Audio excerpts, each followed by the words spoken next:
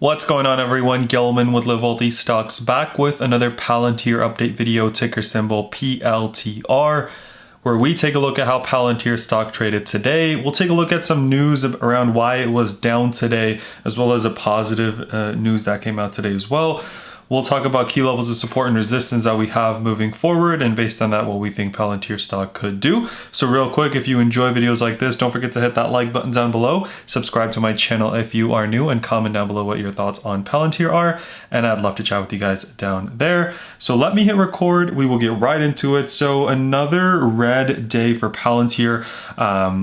We were not necessarily expecting this, right? But the overall market weakness that took place today, it makes sense that Palantir is red. We'll take a look also at another reason why it's red, and that is because there were 3 execs that sold about 2.7 million shares after the executives filed with the SEC on Monday to disclose this sale. So they talk about this. Let's talk about it a little bit more in detail. So the co-founder, Stephen Cohen, dumped 3.8 million shares at average prices between $25 and $30, but also received 2.2 million shares at no cost.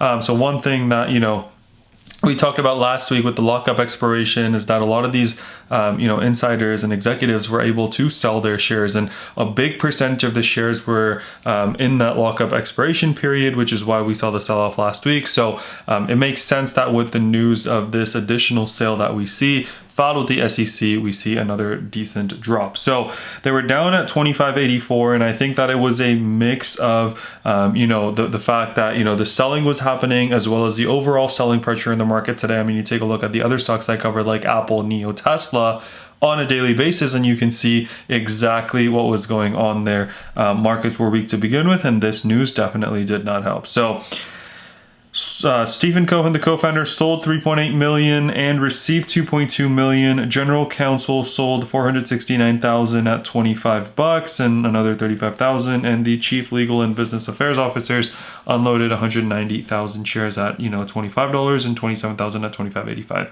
So want to make it very clear that the fact that they're selling their shares does not necessarily mean that they don't believe in the company, especially with the case of Stephen Cohen. He got 2.2 million shares and he sold 3.8, right? So it's kind of just locking in some of that money that they received over the time.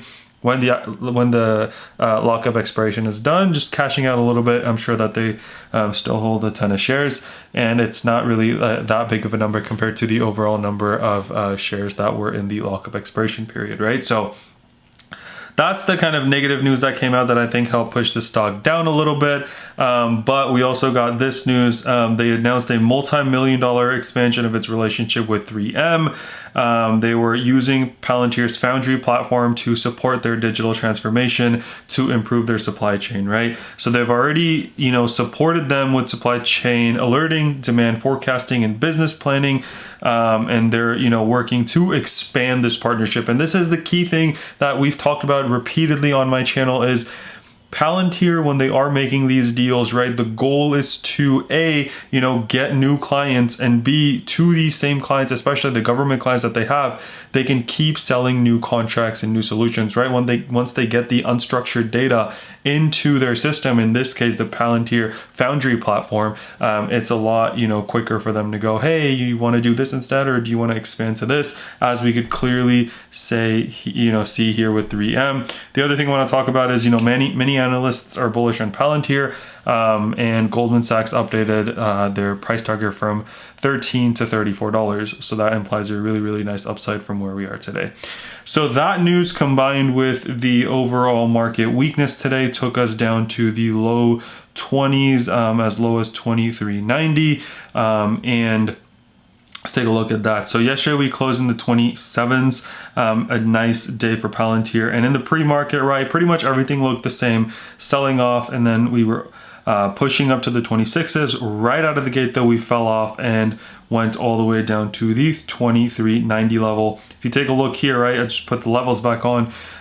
We bounced a little bit below our level. So we're about 18 cents off. I usually say give it 20 to 25 cents from our levels. We bounced really nicely off of this level, pushed up, got above VWAP, got above this 25.39 level, and broke the 26s, right, and made a high of 27.46, and then we came right back down, tried to push back up into the 26 and into the high 26s, could not, came back, VWAP bounce, pushed up, VWAP bounce, and then we came up again, got rejected a little bit here, and then in the after hours we are now above this level and pushing up. So we got some bad news today with the selling happening. We got some good news with the 3M deal. We are down 4.5% on the day, but we're up almost 2% in the after hours. So not a terrible day for Palantir. I like that, you know, we pushed up in the second half of the day. I like that we were above the VWAP. So now let's talk about, you know, the overall daily chart and what we see with Palantir stock. So let's talk about this breakout that we saw, right? If you've been with me for long enough, you've been with me since, you know, early or mid to early January, we were spotting this. That took us to 35s. The following couple of days took us to 45s, sold off, started curling back up, ran into earnings, sold off because of, you know, the earnings surprise miss that they had, lowering of revenue guidance for the year, and also the lockup period, which took us all the way down to the low 20s, or excuse me, mid 20s. Then we pushed up, and now we are kind of back here. So what do we have coming up as levels of support, levels of resistance, right? So today we bounced really nicely off of not only that level, but also pretty darn close to the 89 EMA at 2366, or we bounced at 2390. So great bounce there. And we pushed up, but couldn't quite make it to the 55 EMA. And if you guys remember from the videos, that's what I've been, you know, talking about. We need to stay above it, use that as a level of support. Clearly we broke below it in the pre-market, try to push up, but couldn't quite get it, right? So let's talk about future levels of support, future levels of resistance. First things first, you know, it's really crucial for us to take over this 55 EMA at $27.47.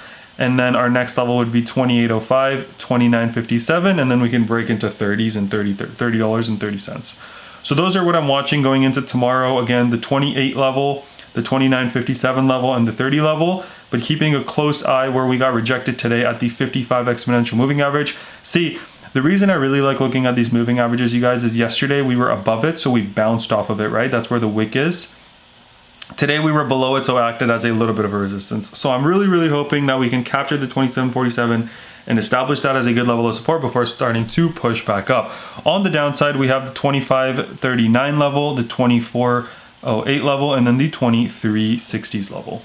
I think that in the next, you know, couple of days, right, depending on how the market's doing, the markets are looking really weak right now, but I do, you know, still strongly believe that Palantir has a lot of run room up. I added some leaps last week, holding those. I have until 2023 on those. I actually added a small share position. I already own shares, but I added a little to my share position because I think that these prices are pretty nice, but not at my full position yet because I like to dollar cost average in over time. So building that position out. But again, let me get rid of the drawings here, and I want to point this out, right? We are in between the 89 and the 55 EMA, and I think it's really important for us to, you know, recapture that 55 EMA. Last time we were below it, we caught up to it in the next day, and even pushed towards the next exponential moving average, which is a 34 moving average. But, you know, a lot of it depends on how the market is doing. So hoping for a strong market tomorrow, hoping that we are able to push up and break this. If not, you know, we got run room again kind of to the low of today, or the 23.60s as well. So hoping we don't see 23.60s, but we do see the 27.47 level. That's all I have for you guys today. Again, it was a pretty rough start to the trading week. I've been red for 2 days in a row now, but thankfully the end of today was a lot better than the beginning of today. The beginning of today looked really nasty when we recovered a lot of that in the you know, during the course of the day. So I'm really excited to see what tomorrow brings. Hopefully not a third red day in a row, but we'll see what it is. Today, the NASDAQ was down only 0.5%. And the reason I say only is because at one point, as you can see here, it was down 2.5%. Dow was barely positive, and the S&P was also barely positive after rallying from a really negative spot. So hopefully tomorrow's a better day for both Palantir and the overall markets and our portfolios. But, you know, I'll see you guys tomorrow for another video. Don't forget to drop a like, subscribe to my channel if you enjoyed. Let's remember to be a bit better every single day, and until next time.